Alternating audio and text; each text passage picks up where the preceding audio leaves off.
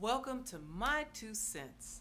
Thanks to Baladé Black, I've just completed an intensive online virtual class. I'm still in conversation with those students, and I noticed a pattern of questions, and they are questions that, I also had when I was um, first on the journey as an artist, and some of them were questions that I still have. So I figured maybe it would be an awesome opportunity for connection and to expand our collective resource if I just made this series public. So, is my two cents. Take what works and what doesn't work, let it go, because only your authentic knowing matters. All right? The question for today is, I'm put my glasses on. Any stories or experiences you have about when you made wise cuts, like saying no to commitments and life or work expenses, and conversely, any risky investments in time and money you made to projects that paid off in hindsight.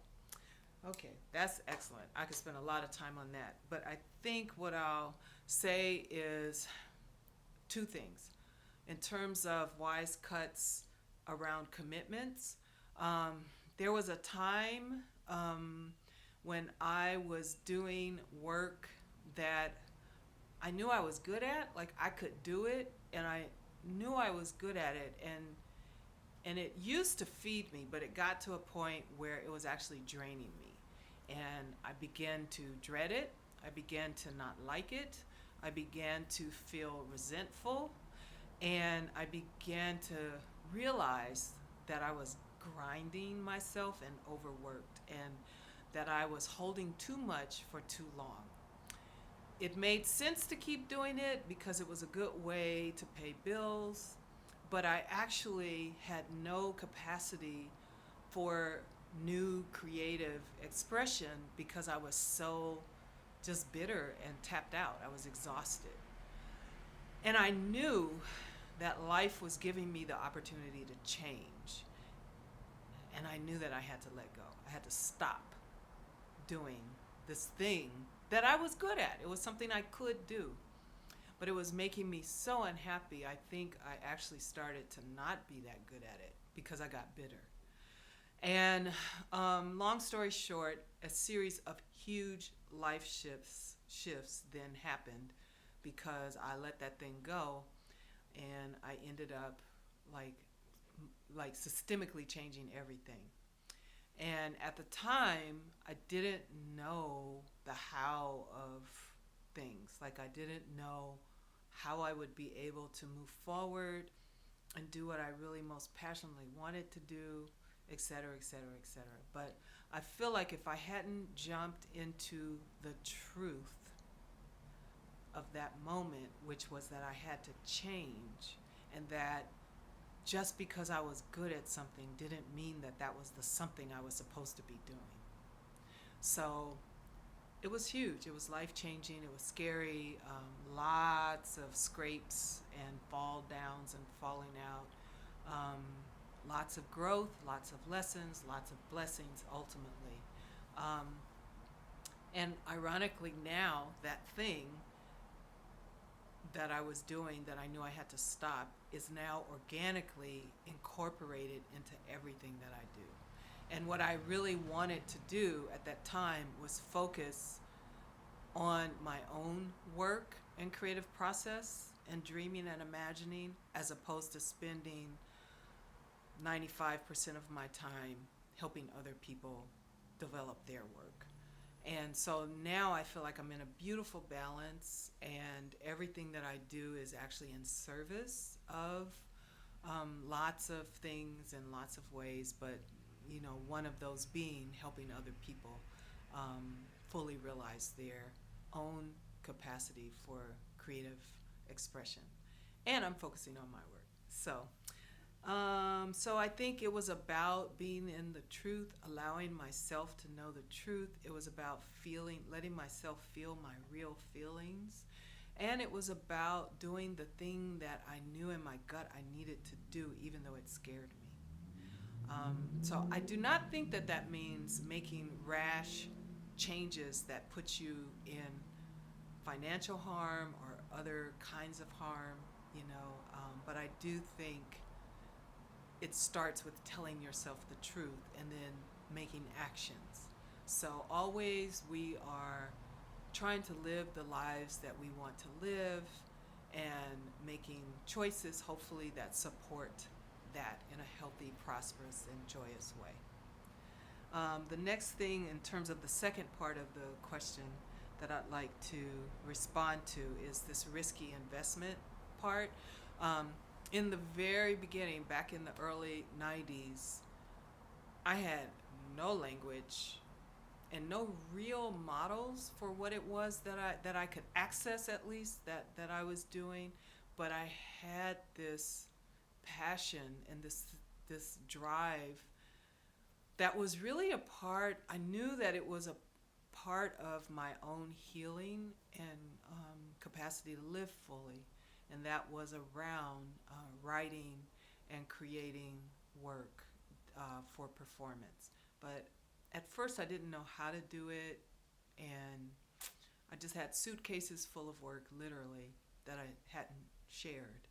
And then the opportunity for me to share the work came, and I moved into that. And then I realized, oh, this is who I am. This is how I can do what I'm here to do. And I just jumped in. And so it started with, at first someone produced my work, and that was the life-changing moment. Going from me turning in literally handwritten, I thought they were poems, and the people said, oh, that's a one-woman show, and they did it, and then I was like, oh my God, this is it. To me starting my own theater company. So in around 1991, I started the Root Women Theater Company. I decided that we were a touring company. We were based in Austin, Texas. I was so fortunate that Austin was a small town, and I had amazing artistic family that I was growing up with. And so Sanja Parks, Frontier at Hyde Park Theater, Omi Oshun, Joni L. Jones.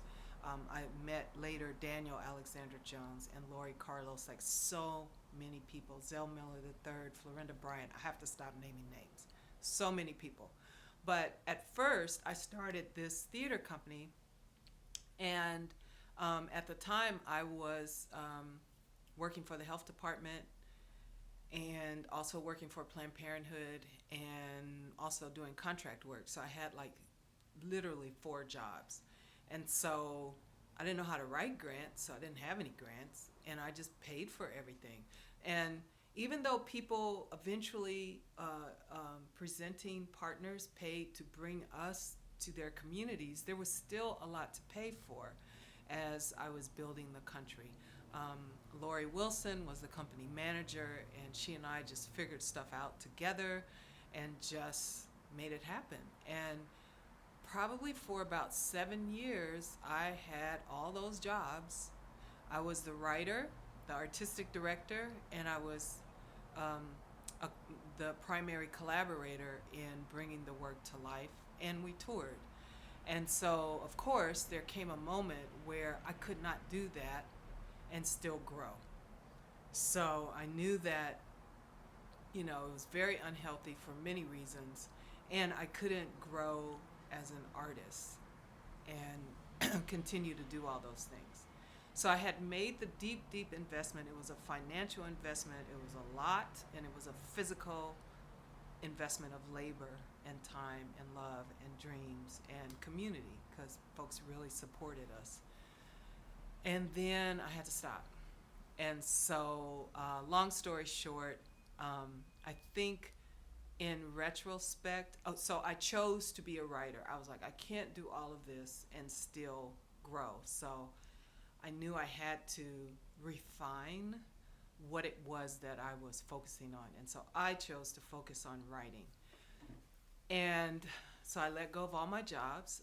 I let go of the theater company, and I was very fortunate to have been, by that time, really supported by a lot of presenting partners and individuals and communities across the country.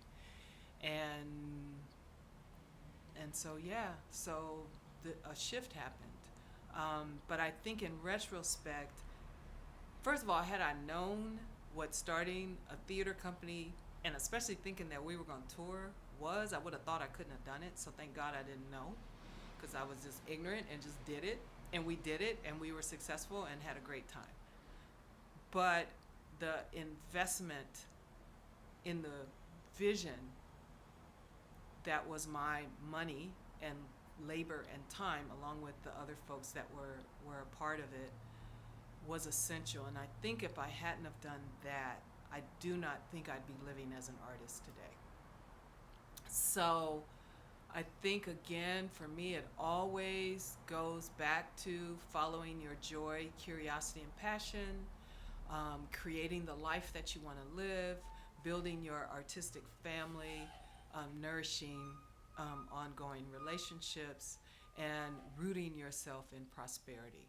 And, of course, we grow in our ability to do that over time, because back in those days, my way of being prosperous was probably drinking, which I have since stopped.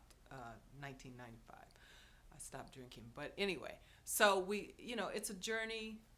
Be present, love yourself, be kind, have people around you that can see you and witness you and support you and hold you up when you can't hold yourself up, and folks that will dream with you and support your dreams, and shine.